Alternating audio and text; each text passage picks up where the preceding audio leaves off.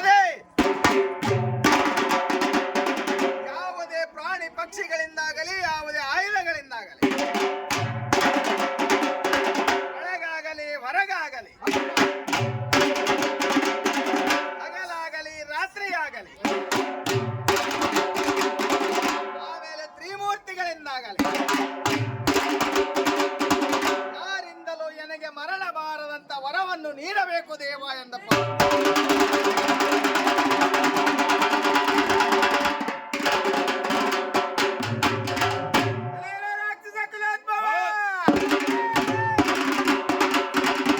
ಭೂಮಿಯ ಮೇಲೆ ಹುಟ್ಟಿದ ಮೇಲೆ ಸಾಯಲೇಬೇಕು, ಕಟ್ಟಿದ ಮನೆ ಬೀಳಲೇಬೇಕು. ಮರಣ ಎಂಬ ವಿಷಯವನ್ನ ಬಿಟ್ಟು ಬೇರೆ ವರವನ್ನ ಬೇಡು. ಬೇಕಿದ್ದರೆ ಈ ರಾಜ್ಯಕ್ಕಲ್ಲದೆ ಬೇರೆ ರಾಜ್ಯಕ್ಕೆ ನಿನ್ನನ್ನು ರಾಜನಾಗಿ ಮಾಡಬಲ್ಲೆ.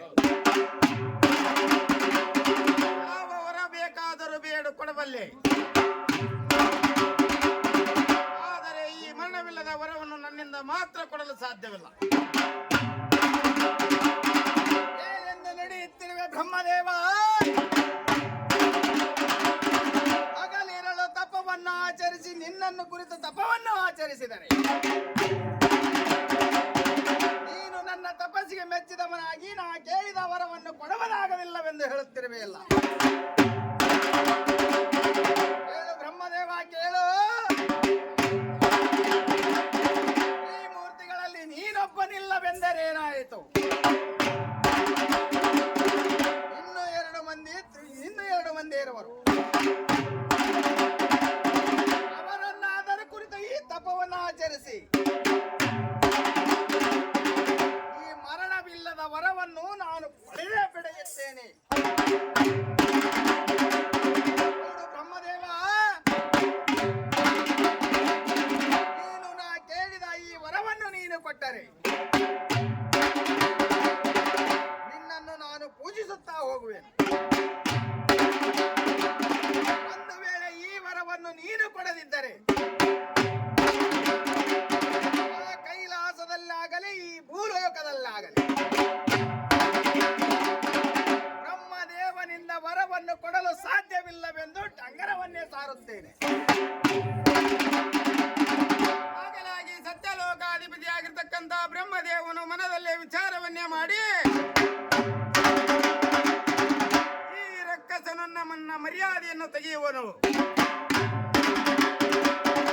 ಈತನು ಕೇಳಿದಂತ ವರವನ್ನು ಕೊಟ್ಟೇ ಕೊಡಬೇಕೆಂದು ರಕ್ಕಸ ಕುಲೋದ್ಭವ.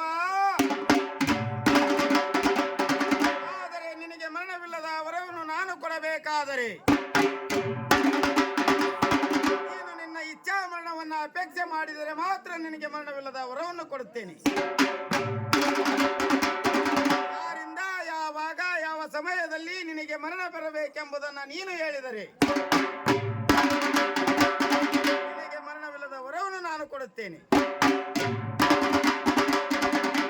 ಹಾಗಾದರೆ ಬ್ರಹ್ಮದೇವನೇ ಕೇಳು. ನಾನು ಇಚ್ಛಿಸಿದಂತೆ ನನಗೆ ಮರಣ ಬರಬೇಕೆ? ಅಂತ ವರವನ್ನು ನೀನು ಅನುಗ್ರಹಿಸುವೆಯಾ? ಹೇಳು ಹಾಗಾದರೆ ಬ್ರಹ್ಮದೇವ. ಸ್ತ್ರೀ ಇಲ್ಲದ ಪುರುಷನು ಹುಟ್ಟಬೇಕು, ಆ ಪುರುಷನಿಂದಲೇ ನನಗೆ ಮರಣ ಬರಬೇಕು. ಬ್ರಹ್ಮದೇವನ ಆತನ ಮಾತುಗಳನ್ನು ಕೇಳಿ ಆಯ್ತು ಆಯ್ತು, ನೀನು ಹೇಳಿದಂತೆ ವರವನ್ನು ಕೊಡುತ್ತೇನೆ ಎಲ್ಲ ಒಂದು ಪಂಚಮುಂಡ್ರಾಸುರ, ನಿನ್ನಲ್ಲಿ ಎಲ್ಲಿಯವರೆಗೆ ನ್ಯಾಯ ನೀತಿ ಧರ್ಮ ಉಳಿಯುವುದು ಅಲ್ಲಿಯ ತನಕ ನಿನ್ನ ಮರಣವು ಸಮೀಪಕ್ಕೂ ಕೂಡ ಸುಳಿಯುವುದಿಲ್ಲ. ಅದನ್ನು ಮೀರಿ ನೀನು ನಡೆದಿದ್ದೇ ನಿಜವಾದರೆ ಶಿವನಿಂದ ಒಂದು ಶಕ್ತಿ ಪುಟ್ಟಿ, ಆ ಶಕ್ತಿಯಿಂದ ನಿನ್ನ ಮರಣವು ಬಂದು ಒದಗುವುದು ನೋಡ. ಹೀಗೆಂದು ವರವನ್ನು ದಯಪಾಲಿಸಿದನು ನೋಡ. ಇತ್ತಲಾಗಿ ಪಂಚಮೀಂದ್ರಾಸುರನು ಬೆಪ್ಪ ಬೆಪ್ಪ ಬ್ರಹ್ಮದೇವನೊಬ್ಬ ಬೆಪ್ಪ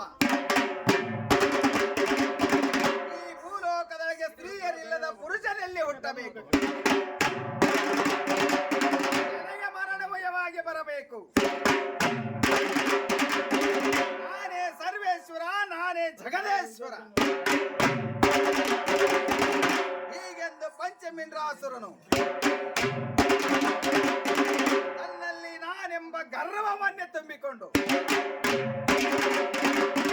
ಈ ಭೂಲೋಕದೊಳಗೆ ನನಗೆ ಸರಿಸಾಟಿ ಇನ್ಯಾರೂ ಇಲ್ಲವೆಂದು ತಿಳಿದುಕೊಂಡು ಸರ್ವ ದೇವಾನು ದೇವತೆಗಳನ್ನು ಅಷ್ಟ ದಿಕ್ಪಾಲಕರನ್ನು ಸೆರೆ ಹಿಡಿದು ಅಷ್ಟ ದಿಕ್ಪಾಲಕರಿಗೆ ಕೊಡಬಾರದಂತ ತೊಂದರೆಗಳನ್ನೇ ಕೊಡುತ್ತಿರು. ಹಾಗಾಗಿ ಈ ಸಮಯದಲ್ಲಿ ಅಷ್ಟ ದಿಕ್ಪಾಲಕರೊಂದು ಗೂಡಿಕೊಂಡು ಪಂಚಮಂಡಲಾಸುರನು ಮಲಗಿರುವಂತಹ ಸಭೆಯನ್ನೇ ಸಲ್ಲಿಸಿಕೊಂಡು ಇದೇ ನಮಗೆ ತಕ್ಕ ಸಮಯವೆಂದು ನೇರವಾಗಿ ಕೈಲಾಸಕ್ಕೆ ಹೋಗಿ ಕೈಲಾಸದ ಒಡೆಯನಾಗಿರ್ತಕ್ಕಂಥ ಪರಮಾತ್ಮನ ಬಳಿ ಪರತರ ವಸ್ತು ಪಾರ್ವತೇಶ ವಾಮದೇವ ನೀಲಕಂಠ ಕಬರ್ದಿ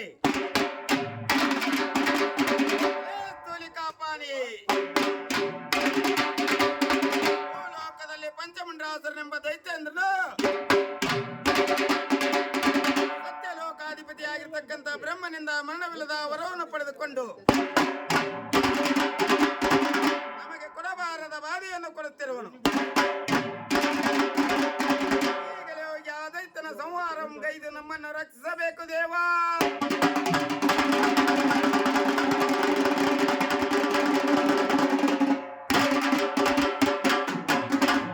ಹಾಗಾಗಿ ದೇವತೆಗಳ ಮಾತನ್ನು ಕೇಳಿದಂತ ಪರಮಾತ್ಮನು ಎಲ್ಲವೋ ದೇವಾನು ದೇವತೆಗಳಿರ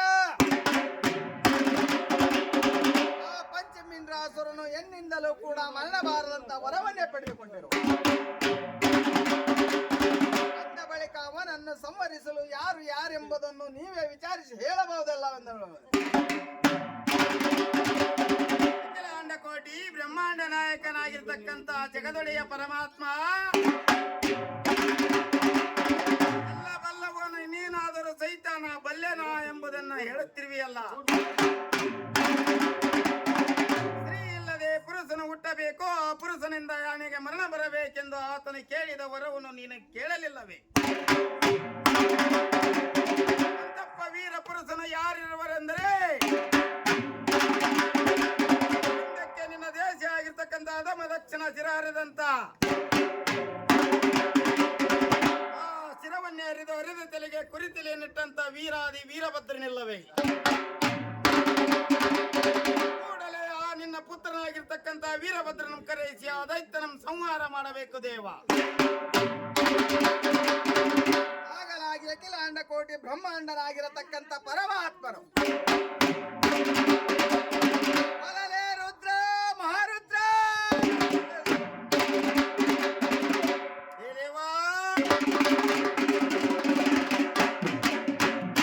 ಜಗದೊಡೆಯನ ಈ ಮಾತುಗಳನ್ನು ಕೇಳಿ ತನ್ನಯ್ಯ ಪುತ್ರನಾಗಿರ್ತಕ್ಕಂಥ ವೀರಭದ್ರ ನಮ್ಮ ಯಾವ ಪ್ರಕಾರವಾಗಿ ಕರೆದನೆಂದರೆ ಬಲ್ಬಲರೆ ಶ್ರೀ ವೀರಭದ್ರ, ಜಂಜನರ ಶ್ರೀ ವೀರಭದ್ರ, ರುದ್ರ ಶ್ರೀ ವೀರಭದ್ರ. ಈ ಯಾವ ಪ್ರಕಾರವಾಗಿ ತನ್ನಯ್ಯ ಪುತ್ರನಾಗಿರ್ತಕ್ಕಂಥ ವೀರಭದ್ರ ನಮ್ಮ ಕರೆದ ಆ ಕ್ಷಣವೇ ನಮ್ಮ ಗಂಡುಗಳಿಗನ ವೀರಭದ್ರ ಬೆಟ್ಟದ ತುಕ್ಕುತ್ತಿರುವ ರಜಾಜಿಯ ಪರ್ವತದಲ್ಲಿ ಶಿವಲಿಂಗ ಪೂಜೆಯನ್ನು ಮಾಡುತ್ತಿರುವ ಸಮಯದಲ್ಲಿ ಕಂದಳ ಕೂಗು ಕರ್ಣಕ್ಕೆ ಬಳಿದ ಕ್ಷಣವೇ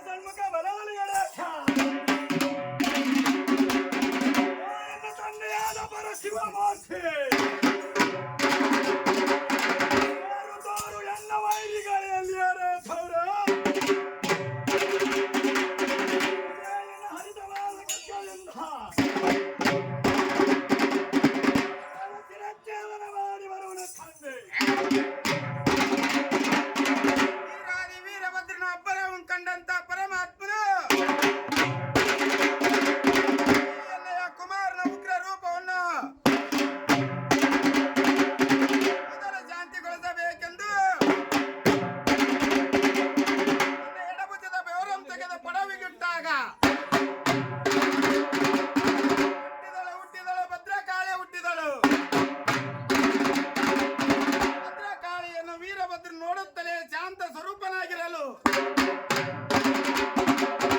ಭದ್ರಕಾಳಿಗೂ ವೀರಾದಿ ವೀರಭದ್ರನಿಗೂ ಮದುವೆಯನ್ನೇ ಮಾಡಿ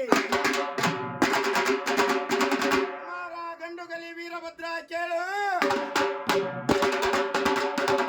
ಲೋಕದಲ್ಲಿ ಪಂಚಮುಂಡಾಸುರ ಎಂಬ ದೈತ್ಯೇಂದ್ರನು ಸತ್ಯಲೋಕಾಧಿಪತಿ ಬ್ರಹ್ಮನಿಂದ ಮರಣವಿಲ್ಲದ ವರವನ್ನು ಪಡೆದುಕೊಂಡು ದೇವತೆಗಳ ಅಷ್ಟದಿಕ್ಪಾಲಕರಿಗೆ ಕೊಡಬಾರದ ಬಾಧೆಯನ್ನು ಕೊಡುತ್ತಿರುವನು. ಈಗಲೇ ಹೋಗಿ ಆತನಿಗೆ ನೀತಿಯ ಮಾತುಗಳನ್ನು ಕೇಳು. ಕೇಳಿದರೆ ಸರಿ, ಕೇಳದೆ ಇದ್ದ ಪಕ್ಷದಲ್ಲಿ ಬರಬೇಕು ಎಲ್ಲ ಕ್ಷಣಕ. ನಿನ್ನ ಕೈಯಲ್ಲಿರ್ತಕ್ಕಂಥ ಇದೇ ಕರಗಸ ಕತ್ತಿಯಿಂದ ಆ ದೈತ್ಯನ ರುಂಡವನ್ನು ಕತ್ತರಿಸಿ ಬರಬೇಕು. ಕೇಳು ವೀರಭದ್ರ ಕೇಳು, ಕಡೆ ತಟ್ಟಿ ಮುಂದೆ ಇಟ್ಟ ಹೆಜ್ಜೆಯನ್ನ ಏಡಿಯಂತೆ ಹಿಂದೆ ಇಟ್ಟರೆ ಈ ಕೈಲಾಸದಲ್ಲಿ ನಿನಗೆ ಸ್ಥಳವಿಲ್ಲ, ಭೂಲೋಕದಲ್ಲಿ ಯಾವ ಸದ್ಭಕ್ತರು ನಿನ್ನನ್ನು ಪೂಜಿಸುವಂತಿಲ್ಲ. ವಿಜಯಶಾಲಿಯಾಗಿ ಕೈಲಾಸಕ್ಕೆ ಮರಳಿ ಬರಬೇಕು.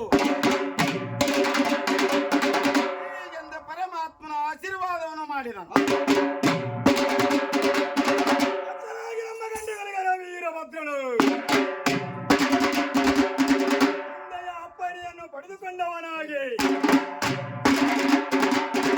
ಪಂಚಮುಂಡಾಸುರನ ದ್ವಾರ ಬಾಗಿಲಿಗೆ ಬಂದವನಾಗಿ ಯಾವ ಪಂಚಮುಂಡಾಸುರನನ್ನು ಕಂಡವನಾಗಿ ಪಂಚಮುಂಡಾಸುರ ಪಂಚಮುಂಡಾಸುರ ಪಂಚಮುಂಡಾಸುರನೆಂದು ಹೇಳುತ್ತಿರುವ ದೇವ. ಪಂಚಮುಂಡಾಸುರನು ಅರಮನೆಯ ತೂಗಿಯ ಎಲೆ ಮೇಲೆ ಮಲಗಿರುವಂತಹ ಸಮಯದಲ್ಲಿ ಪಂಚ ಪಂಚ ಎಂದು ನುಡಿಯುವ ಶಬ್ದವನ್ನು ಕೇಳಿ ಯಾರಿರಬಹುದೆಂದು ಮುಂದೆ ಬಂದು ನೋಡಿದರೆ ಓರ್ವ ಪೋರ ಬಾಲಕ ಪಂಚ ಪಂಚ ಎಂದು ನುಡಿಯುತ್ತಿರುವನಲ್ಲ.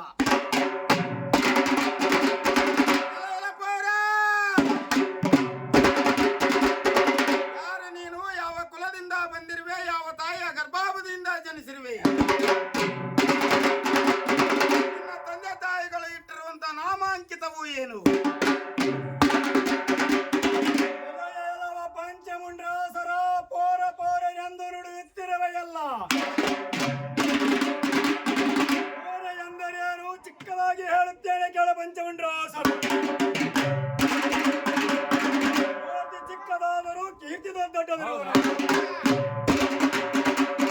ನಿನ್ನ ಹಾಗೆ ಅವರಿವ ತಾಯಿಯ ಗರ್ಭ ಸಂಜಾತನು ನಾನಲ್ಲ.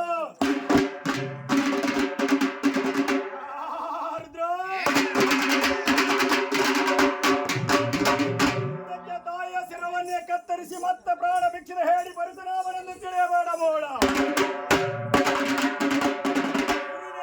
ಗೊತ್ತಿಸಿದ ಹರಕುಮಾರ ಗಂಡುಗಳಿಗರ ವೀರಭದ್ರನ ನಾನು. ನಿನ್ನ ಹಾಗೆ ಅವರಿವ ತಾಯಿಯ ಗರ್ಭ ಸಂಜಾತನು ನಾನಿರೋಲ ಪಂಚಮುಂಡಾಸುರ. ಆ ಬೂದಿ ಬಡಕನ ಮಗ ಬಾಯಿ ಬಡಕನು ಇವನು. ಈತನನ್ನು ಮಾತನಾಡಲಿಕ್ಕೆ ಬಿಟ್ಟರೆ ಈತನ ನನ್ನ ರಾಜ್ಯದಲ್ಲಿ ನನಗೆ ಅಪಮಾನಗೊಳಿಸುವನೆಂದು ತಿಳಿದು ಕೂಡಲೇ ಈ ಬಾಲಕನ ಶಿರವನ್ನು ಅರಿಯಬೇಕೆಂದು ತನ್ನ ಸೊಂಟದಲ್ಲಿರ್ತಕ್ಕಂಥ ಕರಗಸ ಕತ್ತಿಯನ್ನು ಬರನೇ ಇರಿದವನಾಗಿ ವೀರಾದಿ ವೀರಭದ್ರನಿಗೂ ಪಂಚಮುಂಡಾಸುರನಿಗೂ ಗಣಗೋರಕರ ಯುದ್ಧ ಪ್ರಾರಂಭವಾಗಿ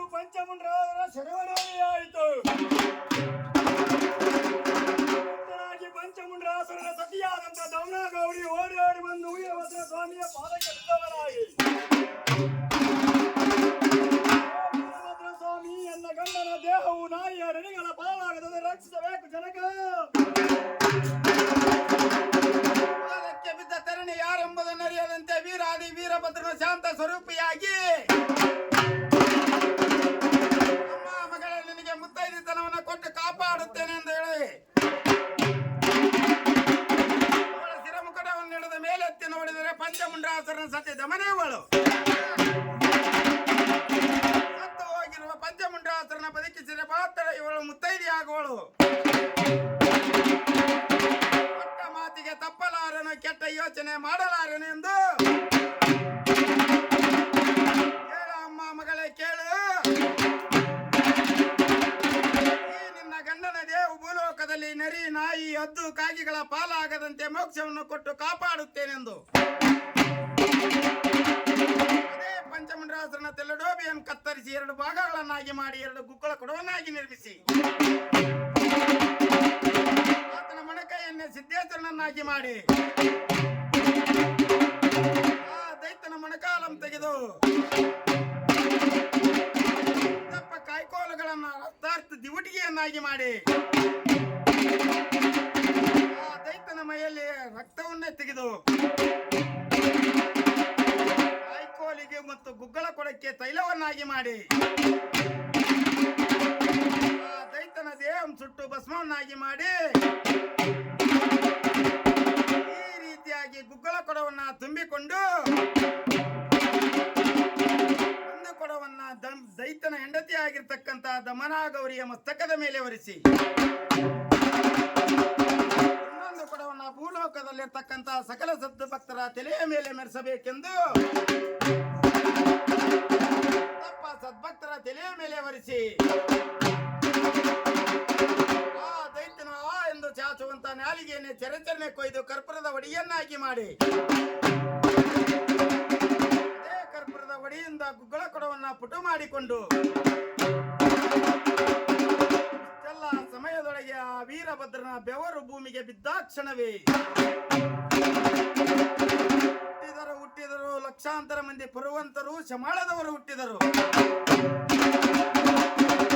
ಆ ವೀರಭದ್ರನು ಪುರುವಂತರು ಸಮಾಳದವರೊಡನೆ ಯಾವ ಪ್ರಕಾರವಾಗಿ ನರ್ತನವನ್ನು ಮಾಡುತ್ತಾ ಹೊರಟನೆಂದರೆ